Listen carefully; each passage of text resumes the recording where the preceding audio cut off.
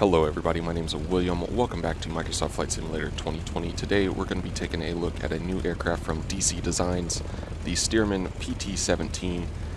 It's a radial engine biplane that was primarily used for training of military pilots around the World War II time.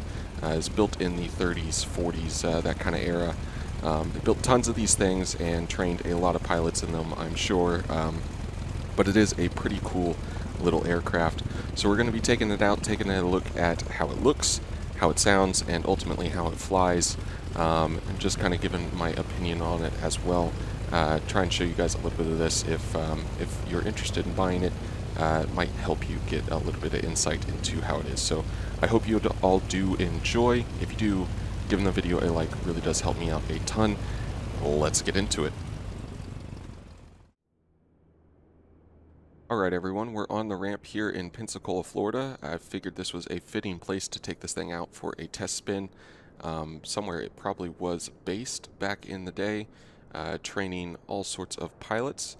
We're going to take a quick look around the outside of the aircraft. I will say the visual, my impressions of the visuals from the outside, the quality of the aircraft is pretty good.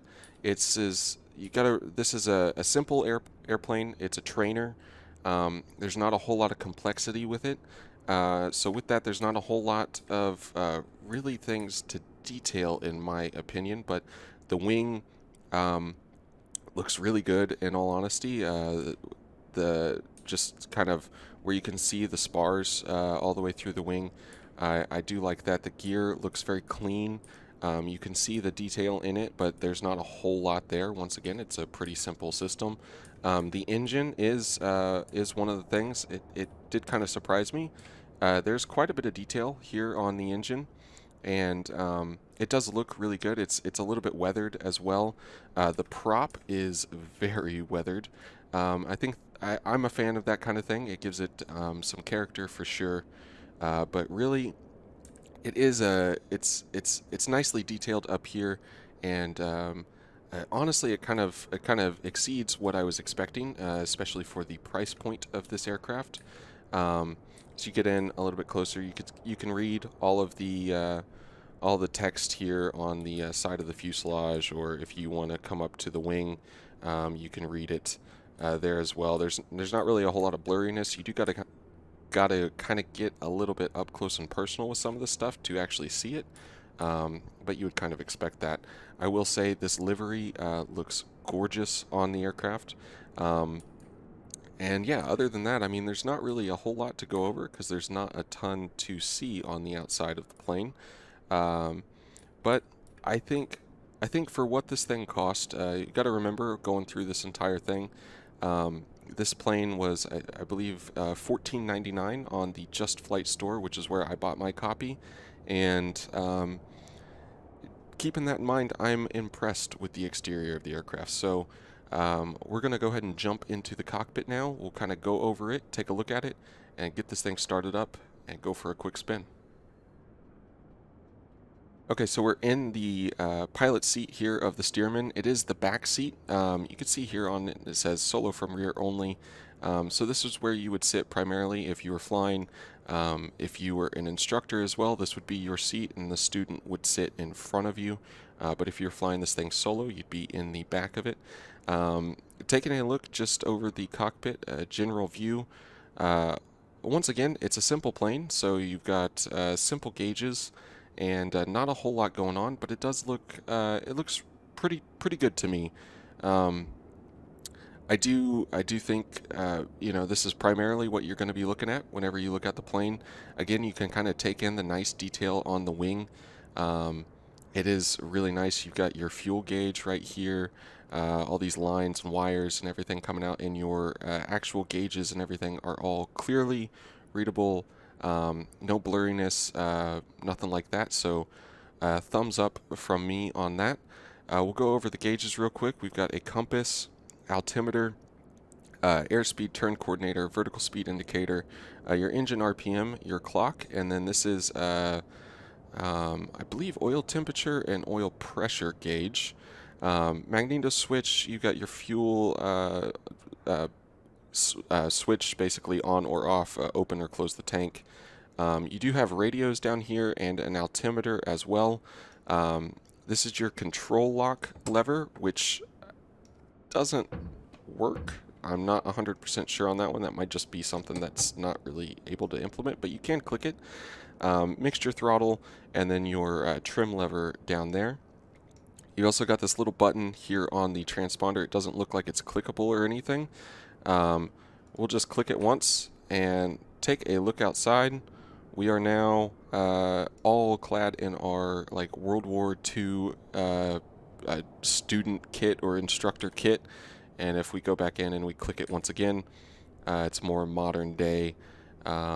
Just going out for a nice a cruise on a weekend in your little Stearman. So that is pretty cool. If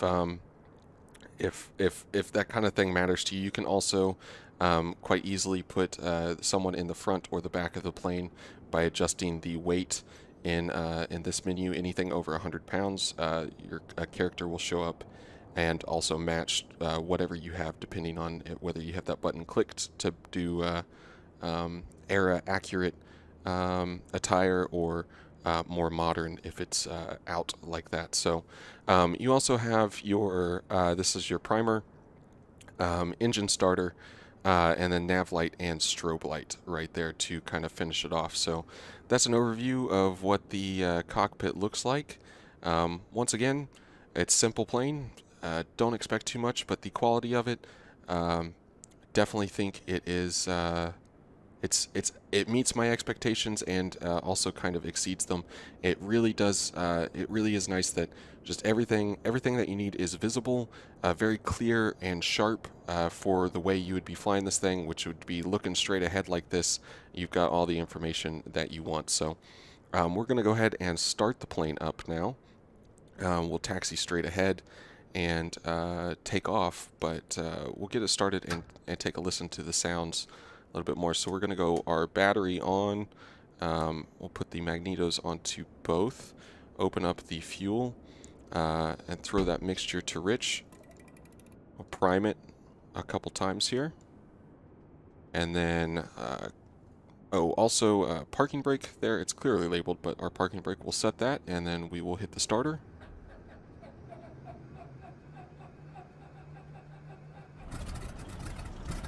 There it goes. Fires up into life. It's not super loud. I definitely think they could have made the engine sounds a little bit louder, but it is, in my opinion, I think that was nice for them to do it kind of that way, because you don't want to be drowning, or the plane drowning everything out if you're flying this thing around and just going for a nice cruise.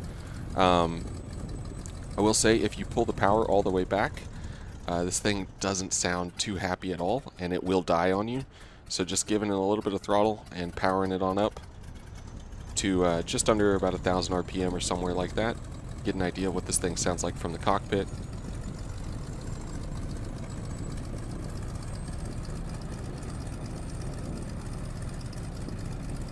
Sounds pretty good. Nice radial engine sound.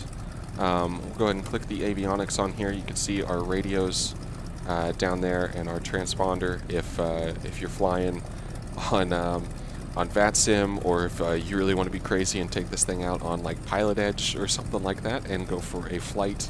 You do have a transponder down here and radios to make it work, but that is all you're getting. Everything else is up here and out the windows. So we'll just kind of go around outside so you can see what this plane sounds like on the ground, and then we're going to go up into the air and take her for a spin.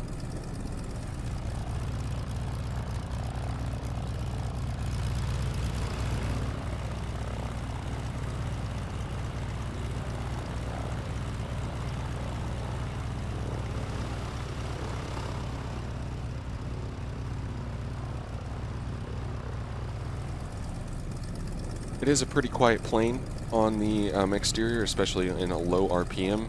I also just remembered, I kind of forgot, you have carburetor heat right here, this lever. I do want to point out this sound. That is pretty nice, as well as the switches have a good sound to them, the primer has a good sound to them. Nice little detail. Once again, it's a 1.5 liter engine, 1.5 liter fuel. it's a cheap and cheerful little aircraft. So we got our parking brake off now, and we're going to go ahead and taxi on forward. It's a little bit difficult to see out of the plane, but you can also always adjust your view on up. It makes it a lot easier for me. If you've got track IR or VR, this thing is probably a blast, and that's probably not an issue for you at all. But for me, with none of those things, we're going to use this little camera view that we've got. You can also just kind of poke your head out to one side or the other. Give yourself a little bit more visibility. That's just a problem with tail draggers, is being able to kind of see where you're going on the ground, especially on taxiways, making sure you're not about to miss a turn or run off the edge or something. So getting back into kind of the normal flying position there. Let's see, we're going to go ahead and run the plane up, just holding it on the brakes here. I'll set the parking brake and run the plane up, see what it sounds like on the ground before we take the runway.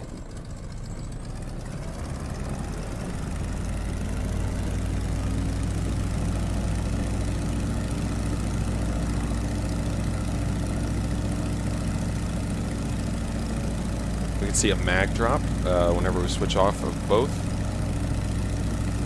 And if we go to the left, we should see the same. You can hear it in the engine as well. It's just a little 7-cylinder radial engine, makes about, I think it's 200 horsepower. It definitely has a unique sound to it, but it is not something that is overpowering or overwhelming, which I like, because once we get into the air here, you'll be able to see some of the other sounds that the plane has that kind of like being able to hear instead of just listening to a roaring engine the entire time. So we're going to take our runway, and we're going to go ahead and roll right into a takeoff. It is a little bit interesting on the takeoff roll with the rudder. Go ahead and go full power here. The Stearman is a really easy plane. You basically just want to, there we go. You want to look for about 70 knots in about every phase of flight. So there's 70, we'll rotate. And you basically want to climb out. And everything, just keep it right around 70 and you're good to go. Your never exceed speed is way up here at the top of the red. It looks like it's about 140 knots.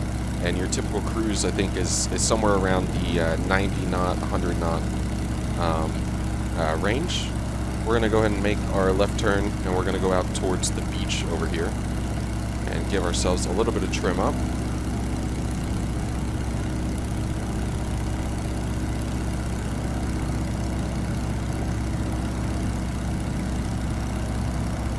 Nice look out of the sides of the plane. You got pretty good visibility all around, obviously. The wing's not directly over you or anything. Pretty small tail to see past behind you. Go ahead and pull the power back a little bit. And you can hear the wind kind of rushing around you. It's nice that you can kind of hear it there whistling by. The engine doesn't kind of overpower that sound. There's also another nice sound that we'll get into towards the end of this flight. If you're really hot dogging this thing around, you'll hear it, or if things are going bad for you, you'll probably hear it too, but it is pretty cool. This plane is perfect for just like a little cruise flight. Nice kind of pleasure flying. And it is a trainer, so it should be easy to fly, really, is kind of what you would expect. It's taking it up the beach a little bit. You can also, I will say, I have a button on my controls set to toggle autopilot on and off, even though there's no switches in here. If you are doing an extended flight, you get the aircraft kind of pitched the way you want it to and on the heading you want, and I can hit my autopilot. And my hands are completely off the controls now. It's going to be dead steady here, and if I try and hit the controls, it'll just knock it back. to whatever state you had the aircraft in. So that is nice if you know, everybody's got something, you got to get up to go answer the door, make a phone call, whatever, you're just wanting to do a longer flight and don't want to have to be on the controls the entire time. You can do that if you just have a button toggled to it. I'm sure there's probably other ways to go around it, but that's the method that would work for me. We'll turn the lights on and get a look at this thing from the outside, and also just let you guys hear the plane while it's in flight. And then we'll come back in, do a little bit of some maneuvers and everything, take it back in, and go for a landing.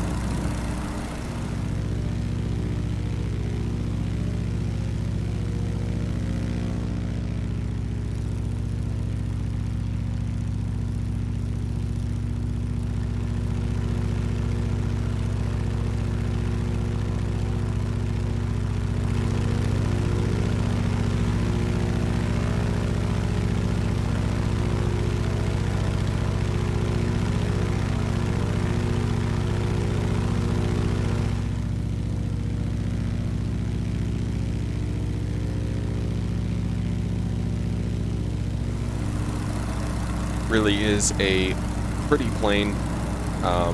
It's not going to be everybody's cup of tea for sure, especially just being a biplane and this old, but I love radial engine planes, and this thing is it's fun to fly as well. So we're going to go ahead and I'm going to press my button again to toggle the autopilot, and now I have full control of the airplane. We're going to go ahead and kind of circle back. Just general flying, it requires a lot of rudder. It almost kind of feels like the rudder doesn't have enough authority. In all honesty, I'm almost fully depressed on my rudder pedals at the moment, just to try and keep that ball coordinated. It does make it also very interesting on takeoffs. I'm not 100% sure how accurate that is. It is a tail dragger, and they can sometimes be a little bit tricky, but feels a little bit strange. Also, I will say, whenever you roll the plane, it does feel like this. I'm not using full aileron here, so I'll go ahead and do it. We'll just kind of do a little bit of an aileron roll. It feels, in some ways, a little too responsive. And then in other ways, other times, it doesn't, it feels maybe just a touch too responsive, but in some cases it definitely feels like you're rolling a lot faster than it actually would. I mean, you do have big old ailerons out here, but they're just on the lower wing. I don't know, once again, never flown a Stearman. I would love to at some point, but never have, so I can't really comment on that one too much. As for other kind of characteristics, we can set up for a power-off stall if we want. We're at about 1,500 feet. This should be okay. Hopefully, anyways. Should be pretty. It's a trainer, right? So we'll just. That's about 70 knots, which was our rotation speed, and we'll just pitch for the stall. There it is.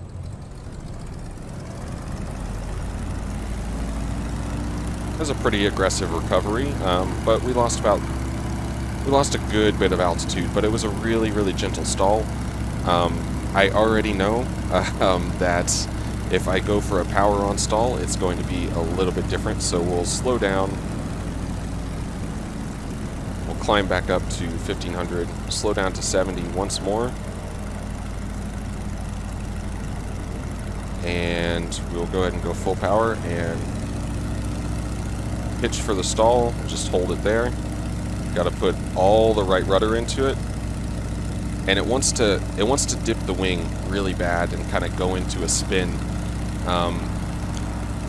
Once again, I don't know the characteristics of the aircraft. I think it's something down with the just the rudder of the plane, and maybe something that they don't actually have the ability to really fine-tune just yet. But minor complaints, in all honesty, unless you're taking this thing up to practice stalls and all that kind of stuff, in which case it's just going to be a little bit more of a challenge for you. But power off stalls are really pretty gentle, and if you if you want, you can recover from them quite nicely. So the plane is also pretty...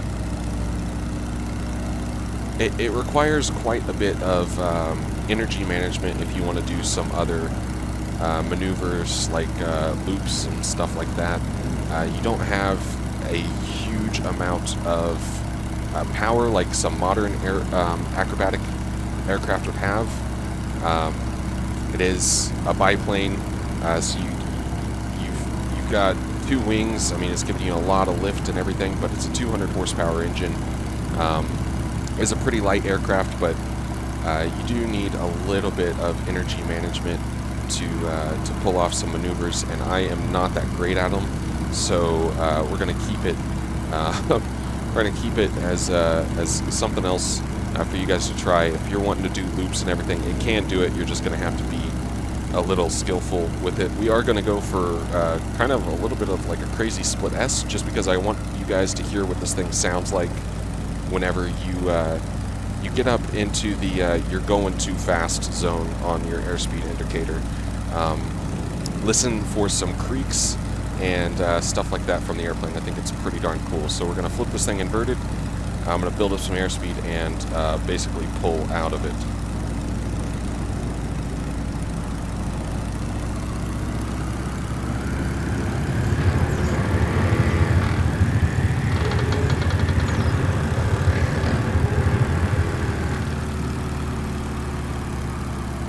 Alright, so that was extremely aggressive. I will say I have damage turned off and everything like that, so I don't know if that would have overstressed the plane. I just wanted to point out the sound. You guys heard hopefully that creaking, that awful sound you hear really lets you know that the plane's kind of doing things that it doesn't want to be doing. That's a really nice touch for me, obviously. Unless you're doing some maneuvers or something's kind of going wrong for you, you shouldn't hear that kind of thing, but nevertheless, with that, I think we're going to go ahead and cut our airspeed. Now we're going to take this thing in and try and get it down on the ground for a nice landing.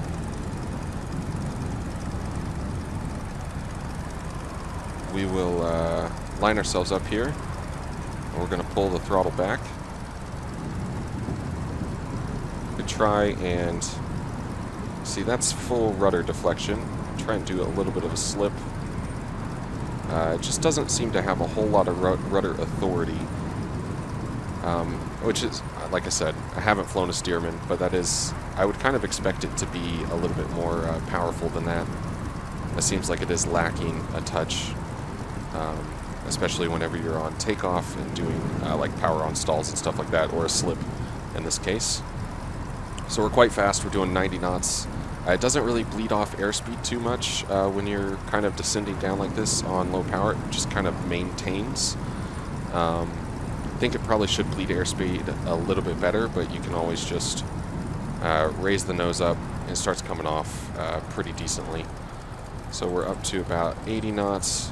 Ultimately, we're looking for about 70, but we got plenty of runway here. You can always get up into this view if you want to catch all the bugs with your teeth. We'll come back down. It's about 70 knots. And we will try and just touch this thing down nice and soft. A little bit of a bounce, but we are down on the ground, and I'm going to put the tail on the ground, some elevator, and just full brakes. As the brakes aren't very powerful on this thing, so you really can just kind of mash them. I'm not holding back on the controls anymore or anything like that. You don't really have to worry about it nosing over on you, which is makes it a little bit more friendly, especially if you're kind of unfamiliar with tail draggers. Probably the worst thing about it if you're new to tail draggers is going to be taking off, just because it does require a lot of rudder inputs to kind of keep it pointed where you want it to go. Nevertheless, that is that's pretty much the airplane. There's not really a whole lot to it. Like I said, it's a simple airplane. It's a pretty nice little airplane though, and for $15, I'd say if this is your cup of tea, you like taking stuff out for a nice slow cruise, just kind of a relaxing little flight, this thing, in my opinion, is worth it. Also, updates in the future to maybe address some of the things if they are kind of out of place with the rudder, the feeling of it, as well as just kind of how sharp it is in the roll aspect of the aircraft. But it's not something that really takes away from actually flying it. It's just probably a little bit the opposite ends of the spectrum, a little too little control on the rudder and a little too much control on the ailerons, in my opinion. But that's the opinion of someone that hasn't flown a Stearman, so take that for what it's worth. Either way, guys, I hope this kind of helps you out. If you do like the aircraft, there'll be a link to it through the Just Flight store in the description below. As always, if you do like this stuff, giving the video a like and subscribing does help me out a ton. I hope you all enjoyed. Until next time, bye-bye.